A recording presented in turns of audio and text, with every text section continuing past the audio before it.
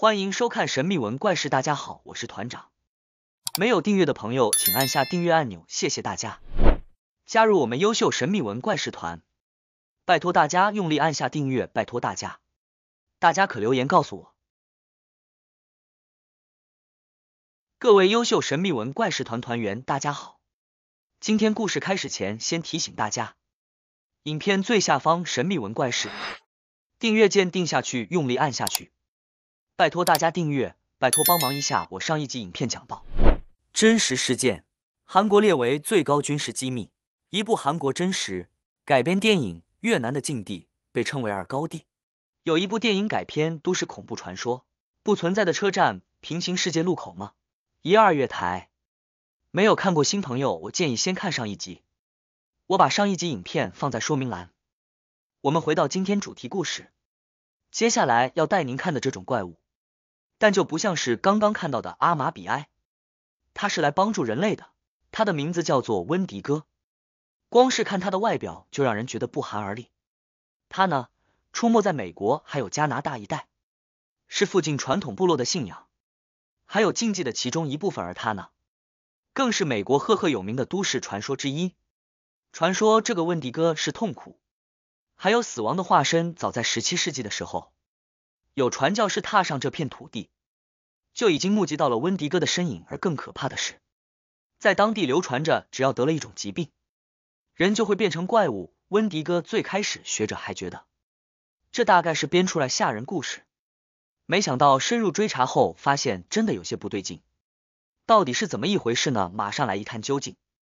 史蒂芬金的恐怖小说作品一直是不少人心目中不朽的经典，不论是让他一系声名大噪的魔女嘉莉，又或者是让无数人光听旋律就快要吓破胆的鬼店，在史蒂芬金的作品当中，有一份他完成了初稿之后，却把原稿给藏在抽屉里面，整整3年的时间都不敢出版，是个连作者都觉得害怕的故事。 So many trees. It's beautiful, right? It's definitely not Boston. 这部作品出版之后果然引发了广大的回响，1989年就曾经被改编成电影搬上大荧幕，在前几年又被重新翻拍，不难想见它的人气。 It was a myth. Kids used to dare each other to go into the woods at night. They knew the power of that place. 在进入坟场的故事里面，有一种叫做温迪哥的怪物占了十分重要的地位。 They feared it. Those woods belong to something else.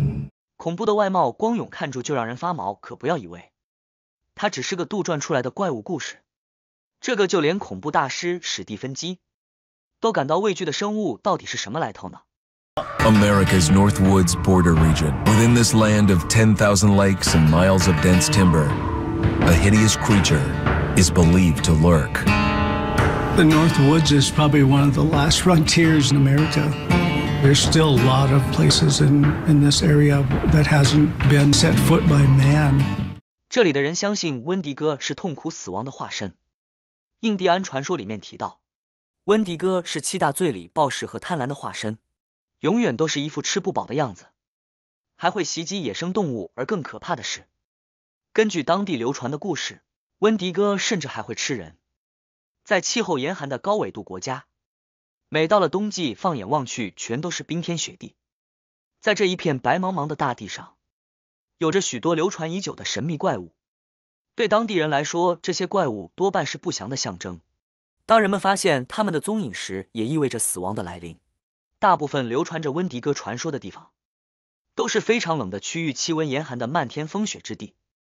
有不少的民族学者认为，之所以会出现这样的传说，是要拿来告诉小孩子不要贪心，在严酷的环境之下有东西吃就不错了，充满警告意味。 Growing up, I was told, like, don't go outside, the Wendigo will get you. 虽然在各个族群之间，温迪哥的样貌和极限有很大的落差，到底存不存在也是众说纷纭，但共同点就是它能够影响人的心智，把人转换成吃人的怪物。 No one is safe in its path. The Wendigo is the predator of humanity. It stalks human beings relentlessly, but it also has the capacity to prey upon someone within their mind. 部落里就流传了一种疾病，名字叫做温迪戈精神病。他们认为这种病是被温迪戈附身所导致的，只要得到就会对其人产生强烈的渴望。最开始学者们认为这或许只是为了炒作都市传说而捏造出来的，但继续调查下去发觉不太对劲。Reports of it go back to the very early historical records, probably in the 1500s. Many Native Americans fear even talking about this Wendigo, and even the mention of the name will let the Wendigo find out where you are, and it will open you up to be possessed by this Wendigo.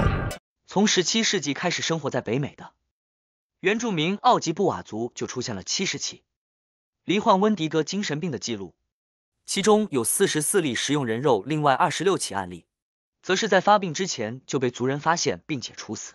The most famous case of a Wendigo possession took place in 1879 in the deep woods outside of Edmonton, Alberta. Swift Runner, a Cree Indian, was a trapper and a guide. 曾经是商人的朗纳在婚后育有6个子女，还当过奇景的向导。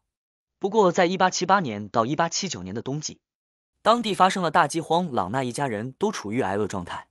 大儿子首先饿死了，没想到接下来朗纳仿佛变了一个人。After a few nights, it became clear that something was wrong. He started having night terrors, screaming in his sleep. I am the Wendigo. Villagers alerted the police. 仅仅只是一夜之间，朗纳就杀光了自己的家人，就连年幼的子女都不放过，而且通通吃下肚，最终被当局逮捕，并且火速执行处决。人们普遍认为朗纳就是罹患了温迪戈精神病，才导致这场悲剧。Right up until the moment the noose was on his neck, Swift Runner swore the evil spirit of the Wendigo had possessed him and twisted him into a cannibal killer. 这种疾病引起了民族专家和心理学家的激烈辩论，最后推论出这可能是一种地区性的精神失调状况，因为全世界就只有加拿大和美国才出现过这种病例，直到现在温迪戈到底存不存在还是没有一个肯定的答案。不过它却会成为各种影视作品或是电玩游戏里的常客，想必这个诡异的都市传说会继续流传下去。许多人还是选择宁可信其有，请大家自行判断。